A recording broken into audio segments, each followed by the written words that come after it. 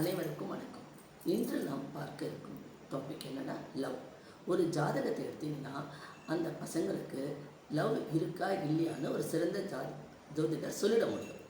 அப்படி இருக்கும்போது உங்கள் பையனுக்கோ பொண்ணுக்கோ லவ் இருக்குன்னு உங்களுக்கு தெரிய வந்ததுன்னா அவங்க நல்ல மாதிரியாக அவங்க ரெண்டு பேருக்குள்ள ஒரு அண்டர்ஸ்டாண்டிங் இருந்து அவங்க நல்ல ஸ்டெபிலைஸாக நல்ல ஸ்டேஜில் இருக்காங்கன்னு உங்கள் மனசுக்கு பட்டதுன்னா நல்லவங்கன்னு தெரிஞ்சதுன்னா உங்கள் ஈகோவாக அந்த இடத்துல பார்க்காதீங்க.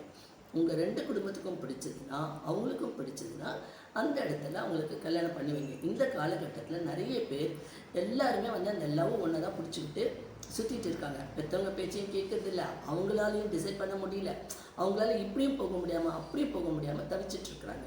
அதுக்கு ஒரு சிறந்த சொல்யூஷனாக பேரண்ட்ஸ் தான் இருக்கணும். நல்லா விசாரிங்க, மனசுக்கு பிடிச்சதுன்னா பண்ணுவீங்க. அதுக்கப்புறமா ஜாதகம் பார்க்குறேன்னு ரெண்டு பேரோட ஜாதகத்தையும் எடுத்துகிட்டு போயிடாதீங்க. ஏன்னா மனப்பொருத்தம் இருந்ததுன்னா ஜாதகம் பார்க்கணுன்ற அவசியம் இல்லை. அதுக்கப்புறம் அந்த ஜாதகத்தில் ஒரு பிரச்சனை இருந்ததுன்னா அப்புறம் பண்ணலாமா வேண்டாமான்னு ஒரு மனக்குழப்பம் வந்துடும். அந்த நிலைமைக்கும் போயிடாதீங்க.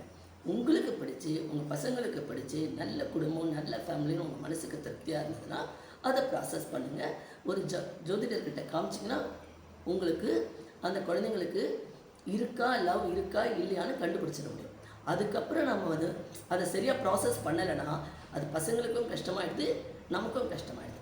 ஓகே வியூவர்ஸ், மீண்டும் அடுத்த ஒரு எபிசோடில் சந்திக்கலாம். நன்றி, வணக்கம்.